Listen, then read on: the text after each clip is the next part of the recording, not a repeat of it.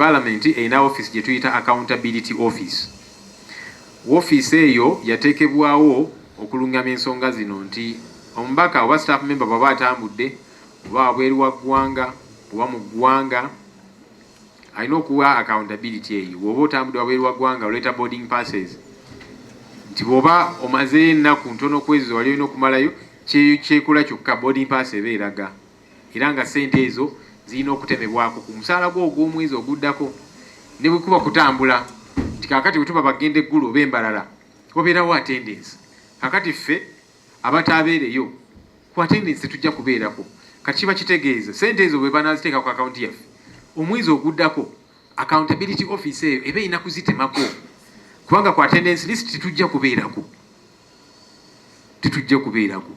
So kati kibeera automatic. Of course oluusi ng'omubaka oyinza bwe balwawo mwezi ogumu ne guyita ogwokubiri nga tebaziggyeko oyinza okugamba kale kanzi withdrawing zitwaleyo, naye kirina kubeera automatic. Yensonga lwaki tulina woofiisi namba erina n'abakozi gye tuyita accountability office, kirina kubeera automatic ekintu ekyo.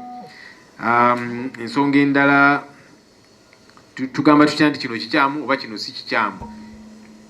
N'omwana omuto ebintu ebimu aba abiraba nti kakati kino kyo kikyamu. Bw'ogamba nti ogenda kusasanya obuwumbi 5 eggulu, obuwumbi 5 embalala, 5 embaale, 5 obulala wano mu Central Region, toyina ngeri gy'okinnyonnyola ne kikola amakulu eri abantu. Tekikola makulu ago. So kyovudde olaba tugamba nti kikyamu. State of the Nation address tetwaliyo, naye ate ne tuteeka mu response. Okusookera ddala twababuulira kiki tutagenda kukola nti tujja kubeerayo,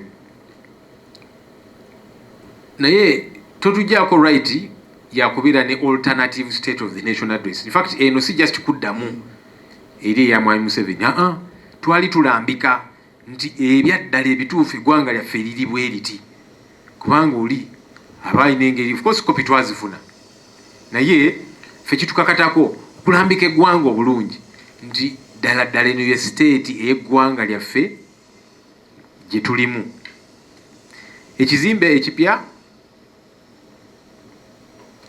obuzibu we buli, era tugezaako kinoonyerezaako.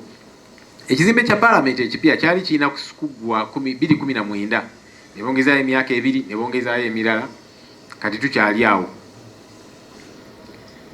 Buli mwaka Parliament esaasaanya obuwumbi ku Kingdom, nesaasaanya obuwumbi obulala ku Queen's Chambers n'awalala. Wetupangisa Parliament wepangisa ababaka okubeera ne zi ofiisi n'abakozi. Ekyo tekyali baddewo singa ekizimbe kya Parliament ekipya kyaggwa dda. Kati ekyo kikulaga nti okusookera ddala obuzibu bw'ekizimbe kya Parliament okuggwa si nti tewali ssente, kubanga waliwo obuwumbi Parliament bwekozesa okupangisa. Kakati kikulaga nti oba oli awo waliwo ekkobaani, omuntu bw'ateebereza nti waliwo ekkobaani wakati w'abannannyini bizimbe ebyo n'abakulu wano okulaba nti ekizimbe ekyo tekiggwa, bali basigale nga bali mu bizinesi. Omuntu oyo toyinza munenya bw'alowooza bw'atyo, kubanga ekizimbe bwe kiggwa nga tetukyapangisa eri oli aba takyalina bizinesi. Kati oba oli awo nabo balina emizannyo gye bazannya okulaba nti embeera esigalawo bwetyo tewali kyamaanyi kigenda maaso, naye nga tusaasaanya obuwumbi eri. So tuyinza gamba nti tewali ssente. Omuntu yali kitegedde nti kale tewali ssente, ekizimbe kiruddewo okuggwa, naye ate buli mwaka osaasaanya obuwumbi okupangisa yonna gye tupangisa. Kati ndowooza n'omwana omuto aba akiraba nti wano wateekwa okubanga waliwo omuzannyo ogutategeerekeka. Yes, twategeere tutya nti obuwumbi buli 5. Yes, newankubadde tebampita mu commission meetings, ntuula mu kizimbe kino, so information tugifuna. So soosi yange yampadde information eno nti obuwumbi 5, naye nsomooza speaker oba omuntu yenna bw'aba takkaanya na figure nze gye njogedde batubuulire entuufu, bagitubuulire nti Ssenyonyi obuwumbi 5 bwe yayogedde nedda si kituufu, actually buli 7. Tulindiridde mpulira bubi nti olwokubanga tebampita mu ebiteeso bino ebimu biyisibwa nga siriiwo. Si just kuwulira bubi, naye etteeka kirigamba nina okubeera mu commission meetings, si just kunyumirwa. So siyinza kubeera nti mpulira obujja mpulira bubi nga tebampise. Si kivulu, si byakunyumirwa, nina okubeeramu. etteeka bwe ligamba okusalawo ebintu bino era ngambe nti ze kino sikkaanya nakyo kino nkiganye bwe kirina okubeera. Ensonga ya allowance za commission meetings, yes tufuna allowances z'enjawulo nga leader of opposition, naye eza commission meetings simanyi na bigenda maaso eyo mu commission meeting nti bamaliza meeting ne basayininga wano eza meeting eno ate situulayo sebampita so kati sibitegeera na bitegeera. Obutagenda mu ntuula zino kyaffe just ng'aba NUP oba opposition enamba.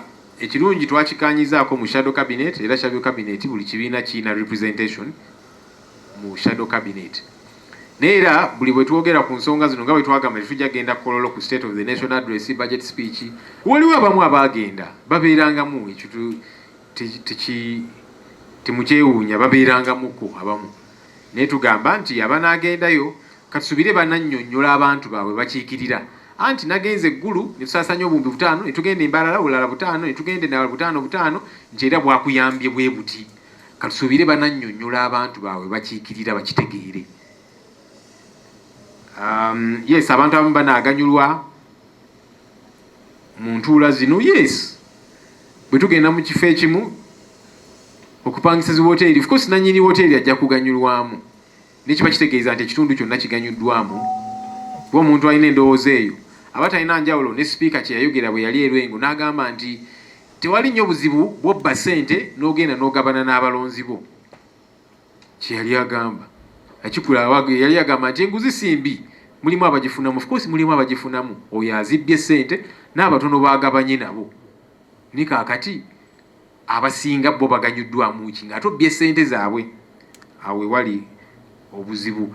Miss Charge nti kaakati Parliament ssente bwe ziba nga zirina kukola kino ate mwe mugamba nti zidde ku birala nga medical interns naki Parliament yeeyisa ebintu bino, yeeyisa ebiteeso bino irisobola okukiisa nega nti kakati zino zive wano zidde wano. Process eyo emanyikiddwa obulungi nti ba medical interns baagala ssente zaabwe, abasirikale abasomesa naki nti kakati mulete supplementary budget tuziyise. Parliament yebiyiza nti kakati tutole wano zidde wano.